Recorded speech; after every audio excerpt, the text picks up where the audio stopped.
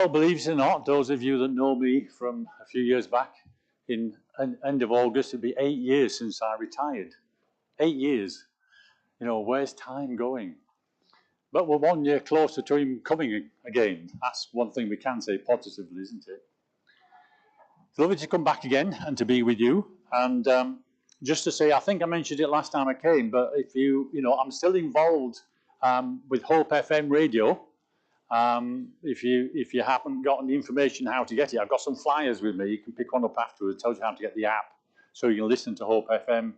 I do a Tuesday night, 8 o'clock, Mysteries Unearthed, where we're talking about the case for Easter at the moment. Not Easter, Easter, right? Remember, there's one thing that people like to do at Easter, and that's to eat her, isn't that? Yeah. Lots of eggs in that regard. And Friday afternoon, we do a Journey to Wholeness with Grace Walsh as well. But there are other programs that you can enjoy, like It's Biblical, Stand Out, and Start Anew, and so on. Today, the program is called M&M's. And if we have the PowerPoint on, please, to get ourselves started.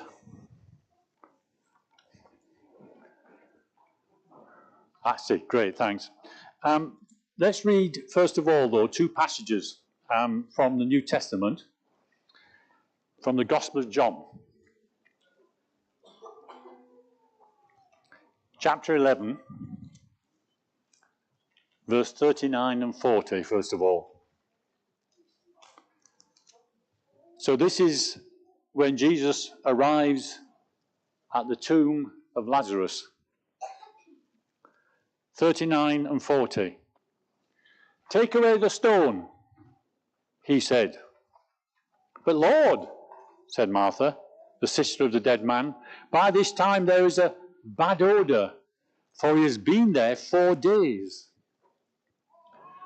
Then Jesus said, did I not tell you that if you believed, you would see the glory of God? The next one is John 14, verse 12. John 14, verse 12. I tell you the truth. Anyone who has faith in me will do what I have been doing. He will do even greater things than these, because I am going to the Father. Right. Are you ready for this? On the screen,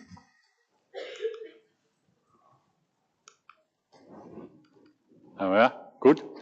You can see some words: trick, con, believe, laugh, learn, dream. Okay? And if I press it again, you see some more. Right? Give, live, magic, care, feel, miracle. Okie dokie. M&M's, what on earth is that all about? Is it magic or miracles? And you got the word magic on there. We've got the word trick too, and con. With that sixpence in the plastic bag, I conned you. I tricked you, because there's a hole in the bottom of it.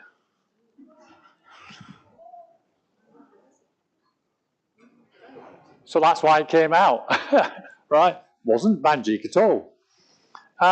Right, so you've got all these words there. What I want to do now is mix them up. Right, let's mix them up once. Whoops, went too far. Let's mix them up once more. Okay, now you're ready for this. What I want you to do, and listen carefully, do exactly what I say. Choose a circle as a starting point. So choose any circle. Keep it to yourself in your head, right?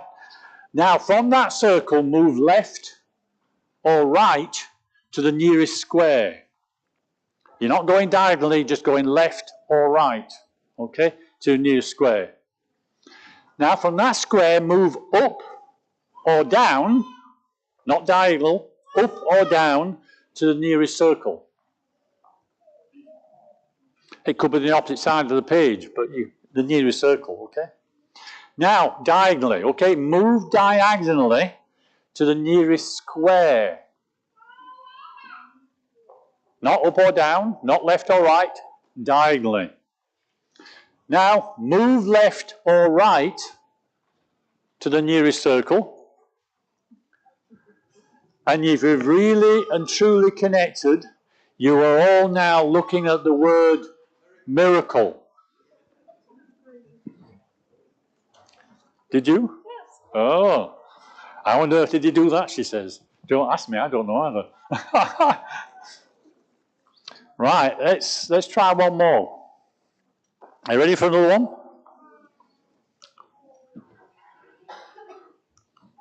Right, so you can all see 6 cards, yeah? You're staring at 6 cards.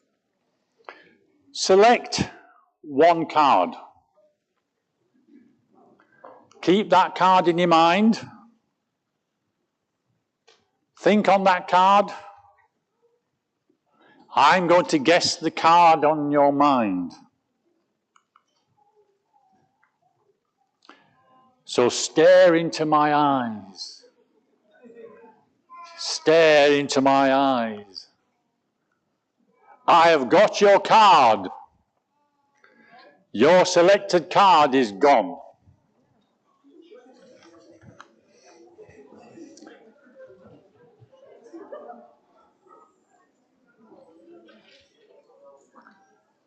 Magic, you know, is just a trick.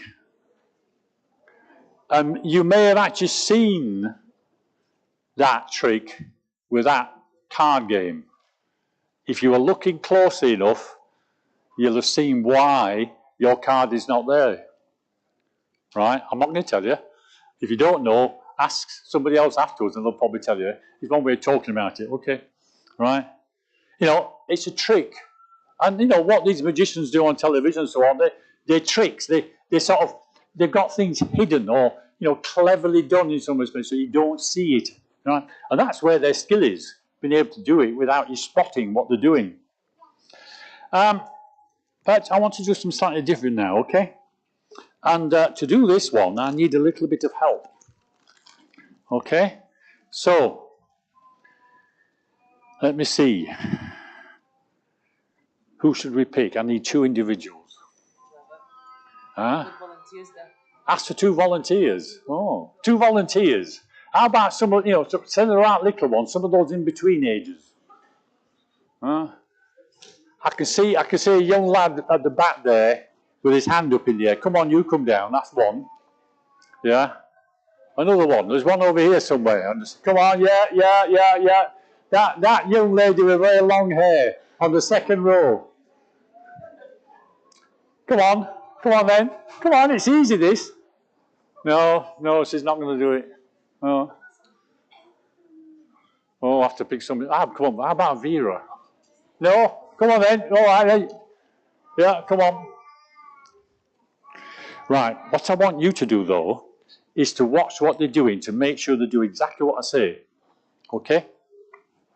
Actually, I only need 2 of you. Okay? So one of you can go.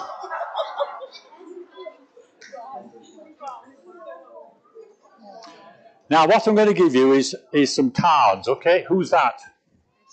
Ed Sheeran, yeah. And what's that? It's a £5 note, that's money. And what's that one? Roller coaster. That's having great fun and a great time. Right? So what's that again? Roller coaster. And what's this one? Oh, £5. That's a £5 note, and that's Ed Sheeran, that's right. You know, in life we enjoy things, don't we? We enjoy, you know, having money. We enjoy getting famous, like Ed Sheeran, okay? And we enjoy having great times, don't we? Yeah. Now, the last card we got is actually a picture of Jesus knocking at the door. Okay? So what I want you to do now is take those 3 cards, put them face down. Okay? That's good, right? And what we're going to do now is put Jesus on the bottom. Okay? Right. What I want you to do now is follow now my instructions letter by letter, right? Place the top card on the bottom. Good, okay. Turn over the next card and put it back on top. Right, so you've got the entertainment, you've got the riding, you've got the famous Ed Sheeran. Okay, right, okay. Now, when you say cut cards, you know what that means? You separate them at a point.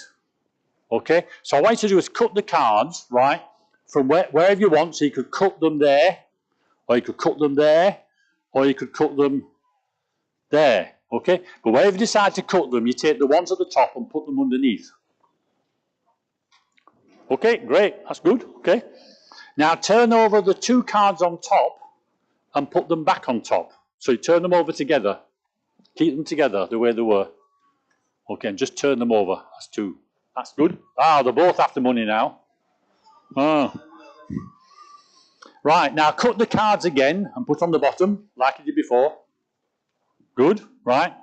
Now turn over the two cards on top and put them back on top, the way you did before. Keep them together, just turn them over.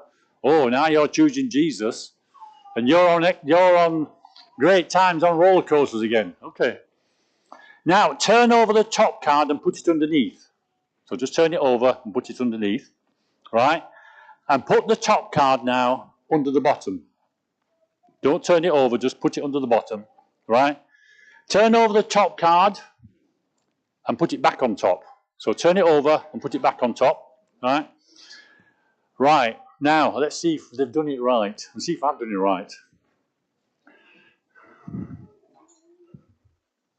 No, that's not worked out right. It has worked, but it's not worked out. So you did something at one point which wasn't quite right. That may have spoiled it. We'll see what's happened with this one.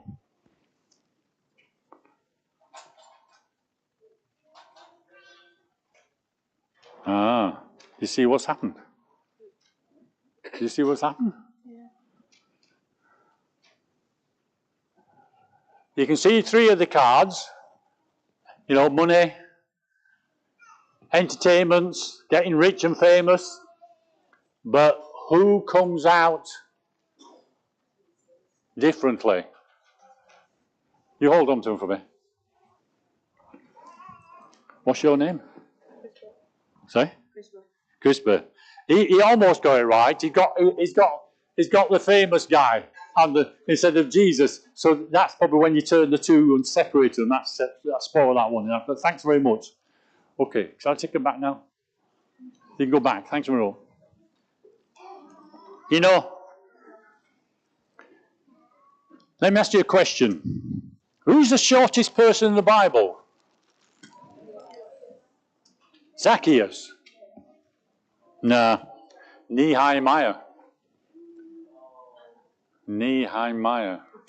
He's the shortest person in the Bible. Yeah?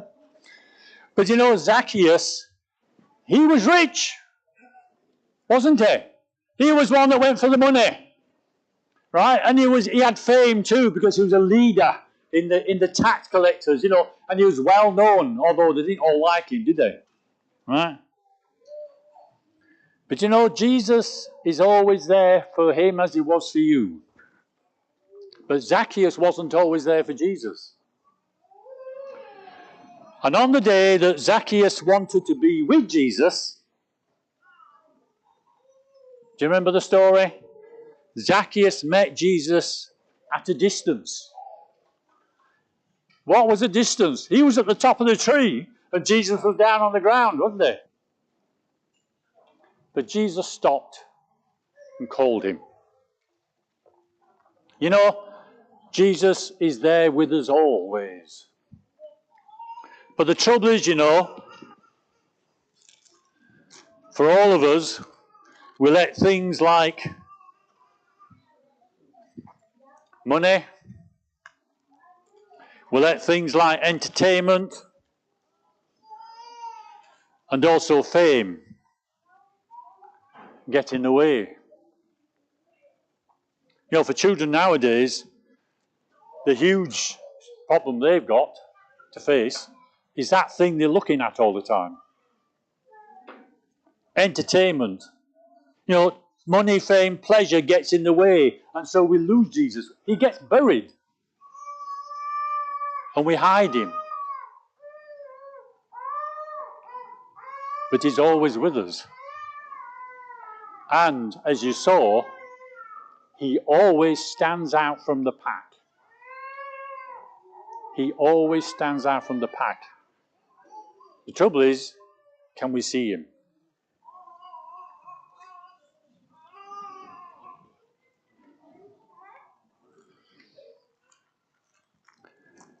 Right. I've got a challenge now. Have we got someone who'd like a challenge? No? Well, I'm going to have to pick something, aren't I?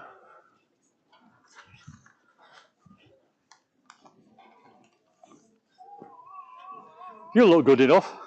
She's looking everywhere else. Come on, Joy. What I want you to do, right, is I need to make it the right size first of all. It's a bit too big like that, right? We need to have this at a size that's will work better. So I think something like that will be the best. I want you to cut a hole in there. It's big enough for you to put your head through. And it's got to be, it can't be broken. It has to be a perfect circular pattern. Do you think she can do it? Oh. She's doing some interesting things with it. She's folding it into quarters. Oh. Shall I show you how to do it? Okay, I'll go up there so everybody can see.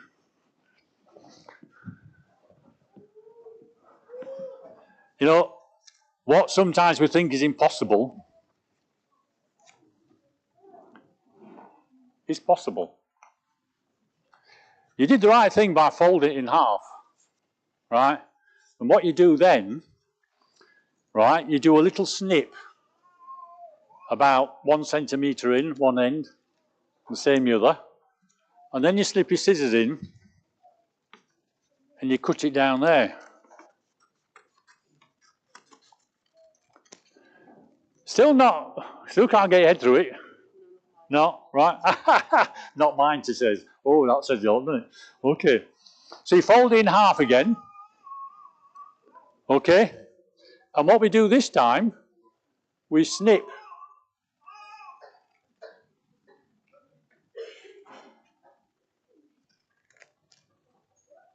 Like this.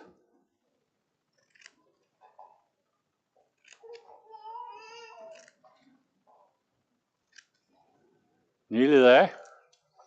And then we turn it over and we go and snip.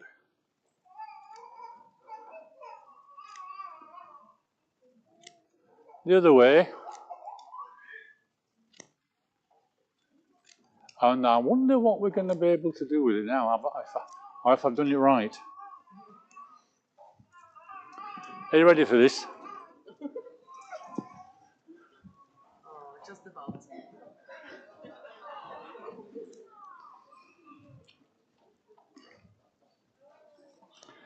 You know, there was a woman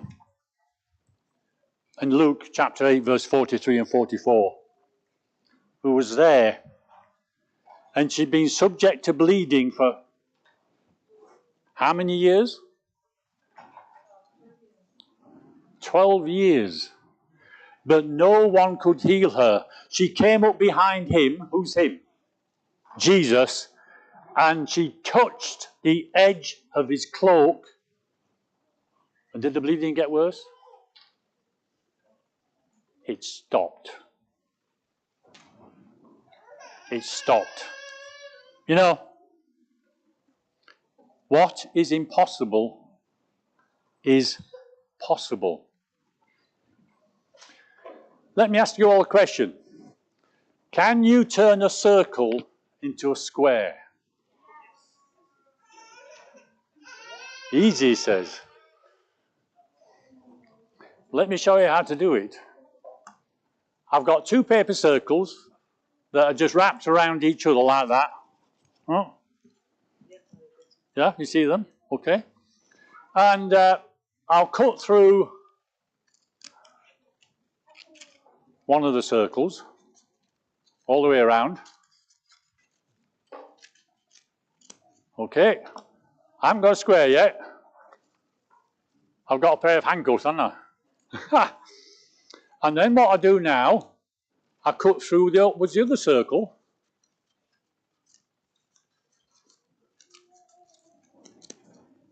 Come on, Vera, open it up and tell us what we got. I don't know. Square. A perfect square, not a square, a perfect square. You know, God does miracles. This is falling asleep again. That's it. Put it back on M&M's. God does miracles. But you know, Satan, he produces counterfeit miracles. Right? Look at 2 Thessalonians chapter 2, verse 9. 2 Thessalonians chapter 2, verse 9.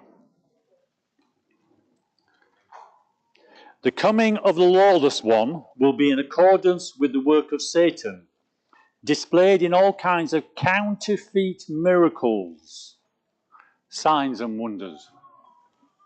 Counterfeit miracles. Quite a few years ago, when I actually was given my first church as a pastor, after I'd done my training at Stockport area. 2 years later, I went to Hull. And I hadn't been there that long, when I came home from visiting, and there was a car outside the front of our house. And it was a very posh car too back in those days. It was a Ford Cosworth. Those of you old enough remember that car. You know, that was something that cost money, and it certainly moved. And I thought, who on earth's that? What are they doing parking there as well outside, you know? Now, when I went in, I knew straight away who he was. His name was Maldwin. Now, we'd met Maldwin probably 6 and 8 months before at Pastor Robert Vine's house, because I was taking over from Robert Vine in Hull. And when we went to visit Robert, Maldwin turned up because Maldwin was in business and helping him to get a mortgage. So that's how I met Maldwin. But this one day, when I came home and saw this car there, I thought, well, what's he doing here? And then when I saw who it was, when I got inside, I was thinking, well, why is he here? Why has he come? Because he didn't go to church. Right? He'd never been baptized. So I think it was rather odd. Then he started to tell us the story. He was an entrepreneurial person, liked to, get involved in things, but on this occasion, he decided to become a special constable, volunteered as special constable, but it gave him 2 little perks. One was he can go and learn fly an airplane. He owns his own airplane today, right? But that's what he went learning to fly an airplane. But the other thing was that he was able to go for free on a particular night of the week to some exercise thing. Now, I'm not sure what it was. I can never remember exactly. It could have been Tai Chi. It wasn't judo. It could have been Tai Chi or something like that. And he'd be going every week for quite a while. And, he was keeping fit with it. But he started to tell me that the last time, whatever night it was, something happened. And he began to tell me what it was.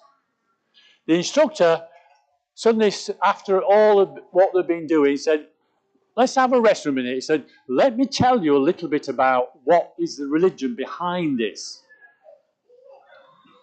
And he began to share how the power, of this is actually in here. And you use it not for sort of attack, you use it more for defense. So he said, tell you what, he said, I'll do. He says, I hold my arms out, right? And he said, I want 4 of you fellas, right, to come over here. So 2 came this side and 2 came that side. And he says, right, now pull my arms down. Moulding wasn't chosen. He was standing on the opposite side. And he says, he saw these 2 chaps grab hold of his arm and pull, and they couldn't budge him. He was really impressed by that, amazed by it. But the guy went on to say that, I said that the power comes from within. And he says, well, what happens? He says, use it for defense, not for attacking. So he says, for instance, here, and he pointed across the room, straight at Moulding. Moulding there, he's standing there, and he wasn't a small guy. He was slightly taller than me and was a much bigger build.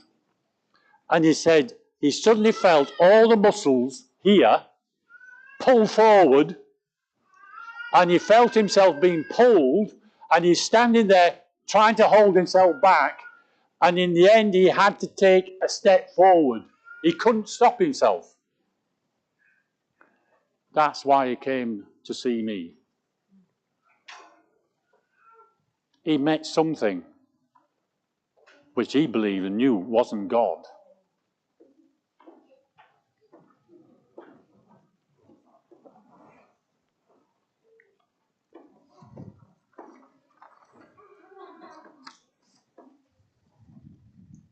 Let me illustrate now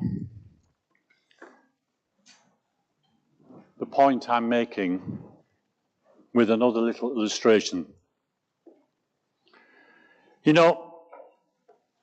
We all come across challenges in life. And one of those challenges our faith. What are we going to do? What step will we take?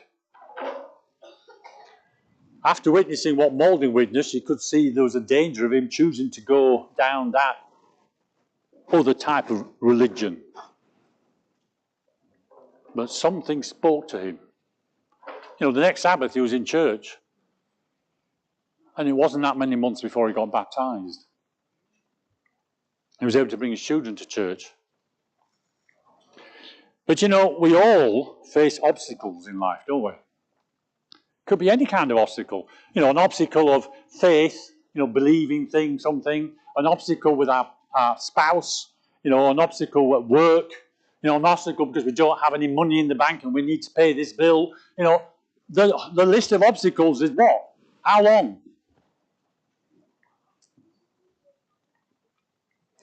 The builders of the Panama Canal, they had a motto.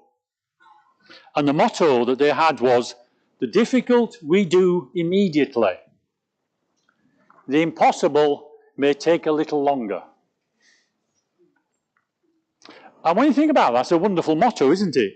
For anyone who wants to get ahead in life. You won't be able to stop someone who has got that determination behind them. The difficult we can do immediately, but the impossible, well, it could take a bit longer. They're not going to give up. Consider the Apostle Paul,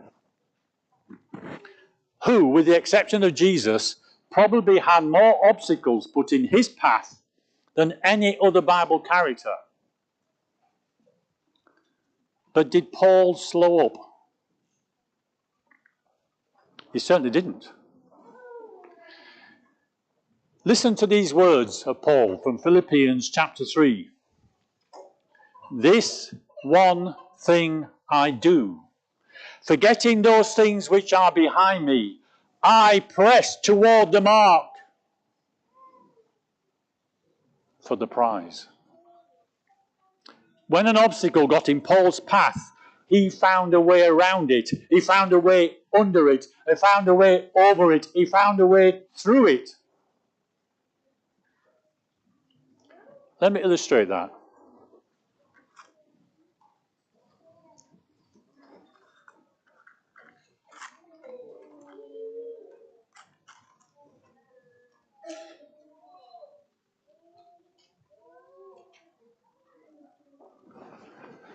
Right, so if I was to just blow that now, what will happen? It'll go out, won't it? Right? But if I was to put an obstacle in the way, what will happen?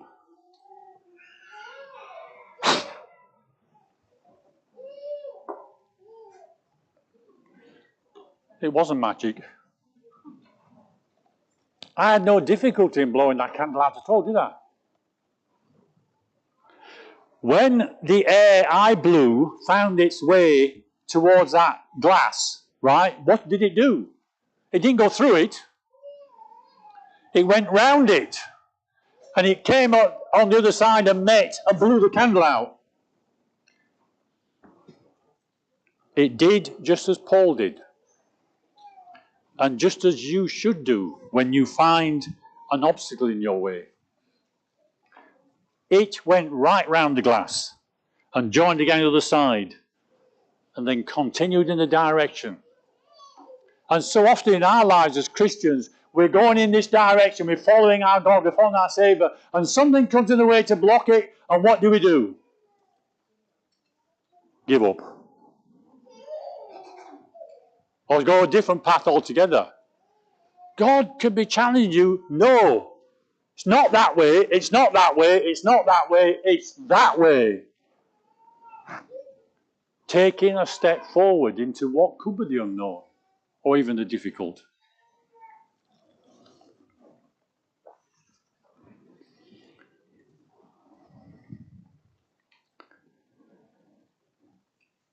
You know, the most important person in our lives, as we show that children's story, is Jesus, isn't it?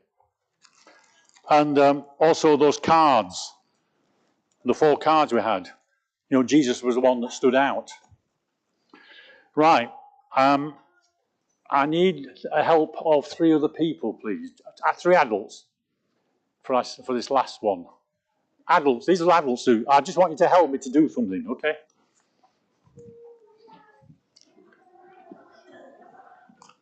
Go on then, you can give those to 20 people, one each to 20 people. Somebody else come and help her? Do you mind helping her? If you follow her and give the same one of those to that same person. Okay? Oh. You look good, okay? So you follow them, and whatever one they give one to, you give one of them. Okay? And I may as well pick on you for the last one. So you follow him, and you do the same. So follow them, giving the one to each of other people that they've got those for.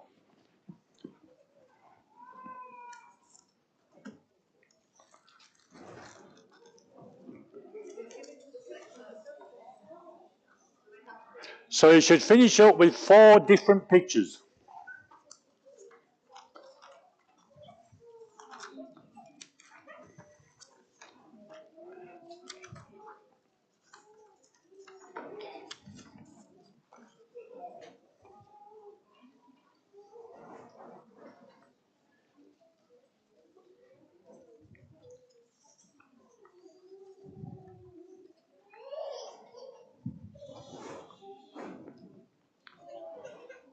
Okay, we're getting nearly there.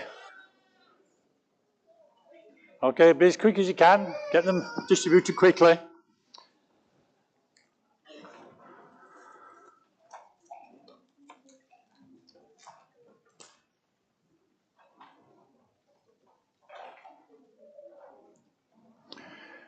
Once you've got them, so they've got a picture of family.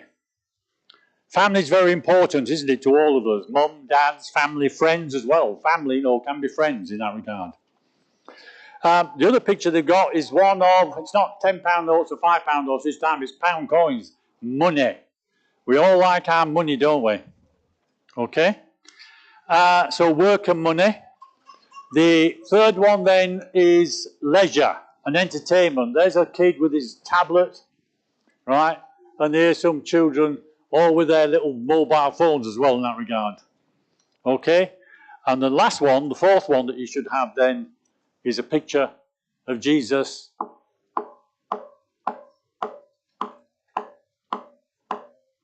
He's standing at the door and knocking. Okay, have we got them all distributed now?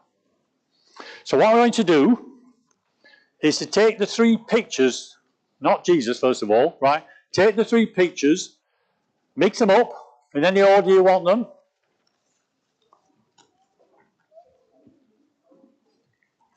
And put them face down. So all of them face down. Okay? And now take Jesus and put him on the bottom. Okay, thanks. Have you done that? Right, so this way around, what I'm going to do now is tear them in half. Tear them in half.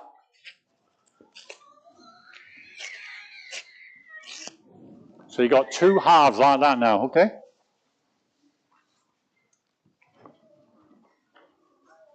It's up to you. You can do the left one or the right one. Doesn't matter, the left or the right, okay? Take one and put it over the other one. So you can put the right one on the top or the left one on the top. And now what we do is spread them out like a fan. Okay? That's a bit more tricky, isn't it?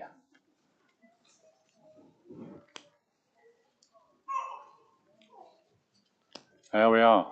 I managed it in the end. Mine's very thin paper one I got here, so it's a bit more difficult. Okay. So you spread it out like as a fan, as I said. Okay. Now, take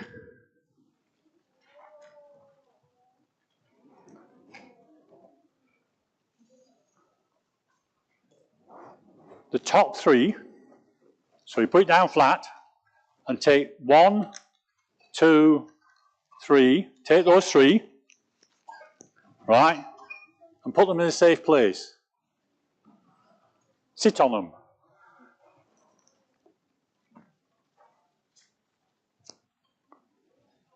Okay? Right? Oh, I'm sorry, I did that the wrong way around. Apologies. Take them again, right? Take those three and put them in the middle. So you can choose the middle, one side or t'other, right? Doesn't matter which. Okay? That's what I should have done. Sorry about that. Now you take the top piece and put it safe. Go sit on it. Okay, take the top one and put it in the middle. Take the top one, screw it up, pick a nice friend and throw it at them. Take the top one, put it in the middle. Okay. Take the top one, screw it up, pick a friend and throw it at them.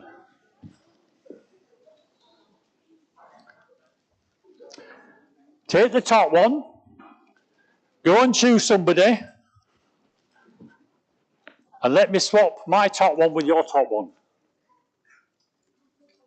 And now put that top one in the middle.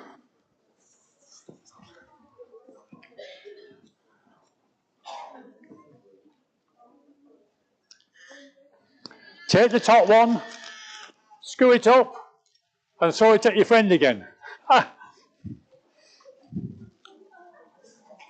Right, so we'll get Vera. I've got some numbers in here. Right, there's quite a few, you can see, quite different ones. So just pick one out for us.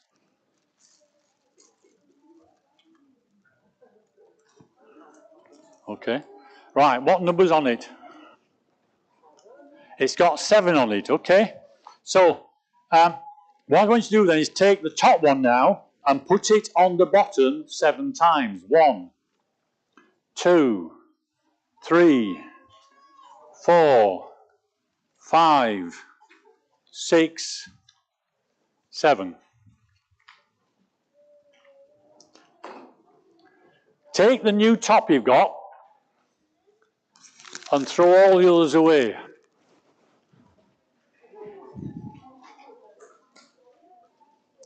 Now, you remember you sat on something?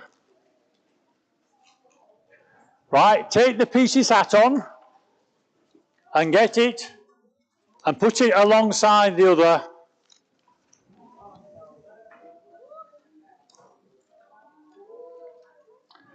Who got it right? One there, two, three, four, five, six, seven. Oh, quite a few around. You know, Jesus is the most important person in our lives, in your life. All others may be important, but he comes first. Without me, Jesus said, remember, you can do what? Nothing. I stand at the door and I knock.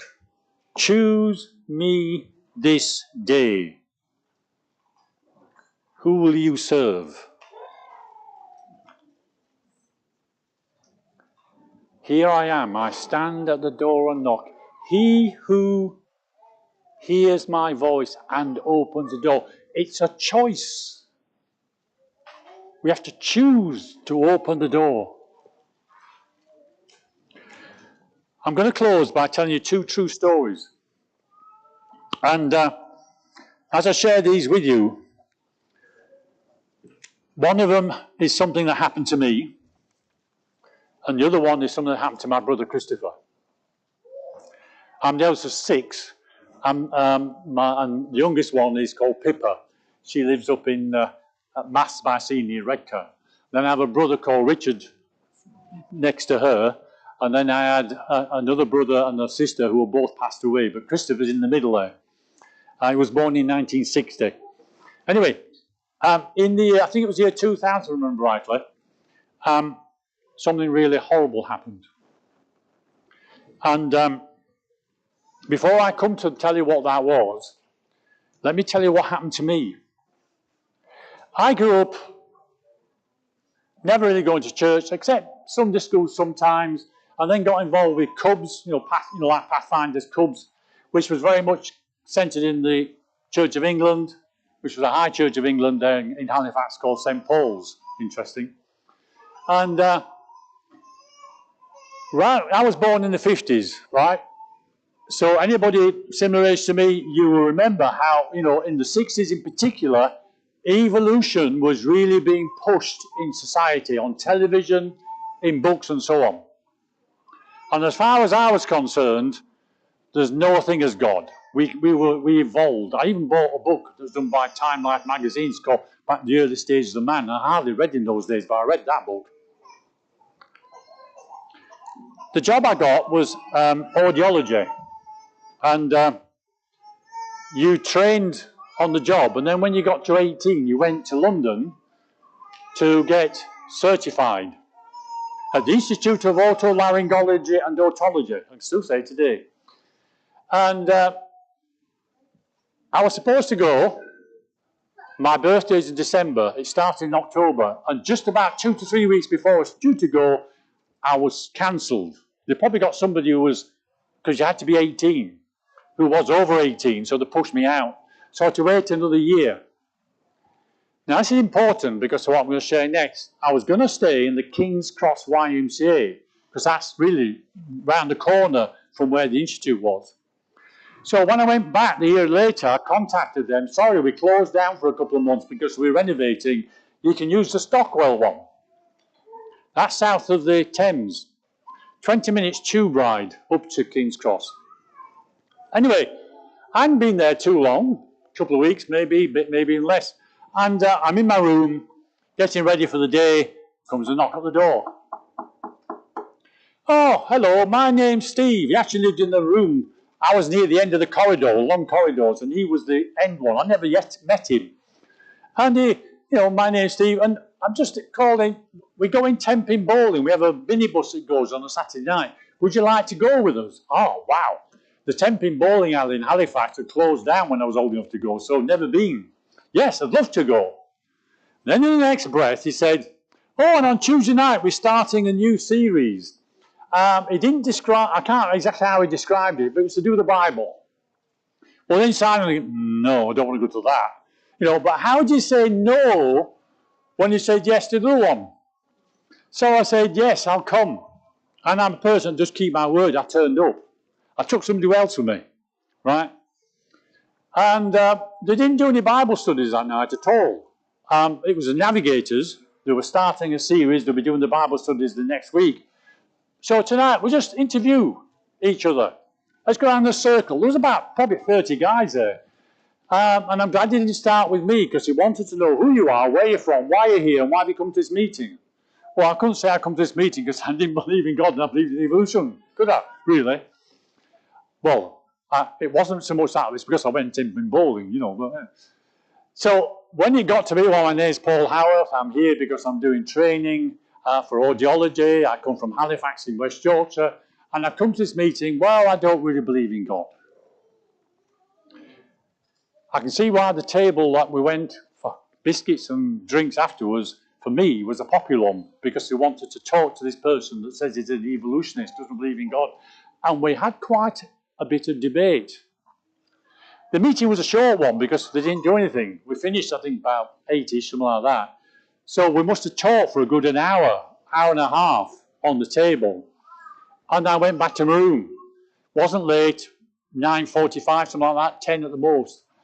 And I tried to read. So I'm sitting on my bed, trying to read something for the day afterwards, and I just couldn't concentrate on it because of everything that had been said. And in my mind, I'm sitting on the bed at a slight angle, looking at the corner of the room, but I'm looking down at my book. In my mind, I said, God exists. And with that, I looked up. And at the corner of the room where the light switch was, next to the door, which was locked and shut, a picture appeared, big, of a ladder going into heaven with beings on it. I've never seen anything like that before. But I'll tell you what, it made me start. My dad had been an electrician, right? I was up, I was checking the light switch. I checked the door, the catch was on, it was locked. I opened it to look outside, was anybody playing tricks, right? I was near the end of a corridor, there was nobody in sight anywhere. And look where I am today. My brother Christopher, when I went to meetings done by Bob Rod in Halifax, came with me, so he joined the church. He became a believer.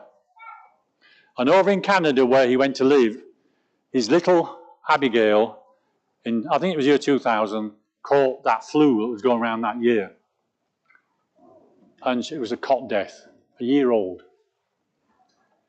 You can imagine, you know, it may have happened to somebody here. What a horrible thing. And Chris's attitude at that time was anger. Anger against God, anger, full stop. And it got so bad in many respects that, in fact, the relationship between he and Leslie in their marriage was starting to really teeter because of his attitude. He picked up smoking as well.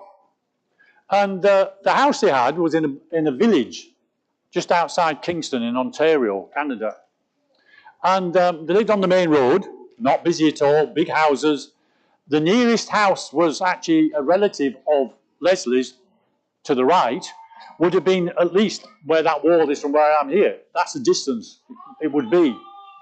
And probably even further this way to the house there. Behind was nothing except fields. And where Christopher was, when he smoked, he often went out and stood on a balcony at the back of his house. The balcony I referred to was actually a garage. Big garage it was. And it had a balcony on it because it was slightly raised ground. And he was standing on there, looking at the house, puffing away a cigarette, when this voice said to him, "Put out that cigarette and go and pray with your wife."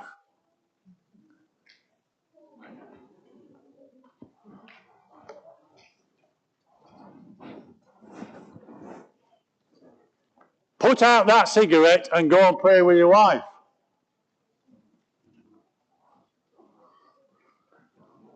So he's looking around the garage, looking in the garden on this side, looking across at the neighbours, and thinking, well, maybe there's somebody, you know, and being high up, he could look into there's nobody anywhere.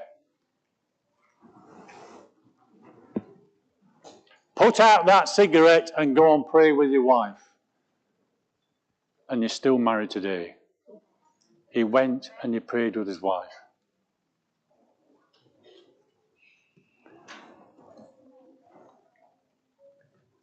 You know, we might find ourselves in our lives where the hole is too small. How do we get through?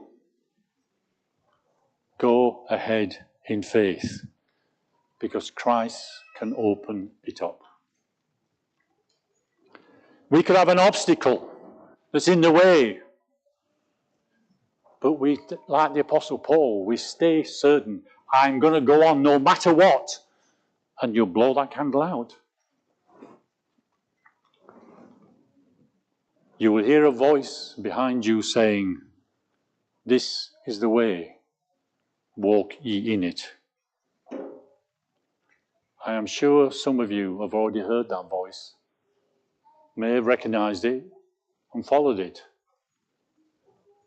But I'm also certain there'll be at least one person here, if not more, who's heard it and ignored it. And there'll be some who are going to hear it, if not soon. This is the way, walk ye in it. To have trust, to have belief, to have faith.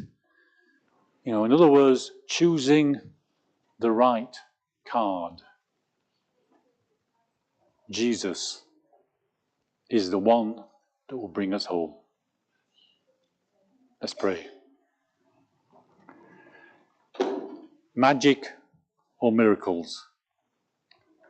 Lord, you have done many miracles. We read them in the New Testament, the Old Testament.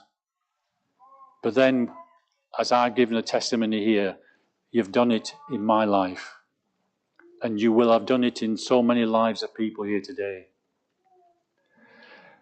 I ask, Lord, that you will help us to have that faith and trust, to follow you no matter what, to take the step even in difficult situations where maybe at work they're trying to say, well, you're going to lose your job because we want you to work on Saturdays.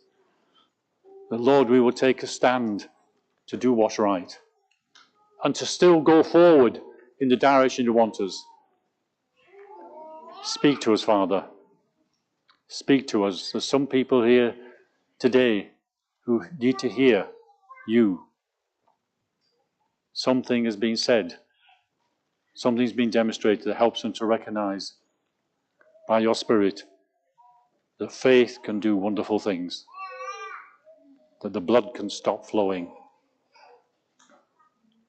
that a wee little man can become a giant, his life changed, and people blessed because of what he gives them. Hear our prayer. In Christ's name.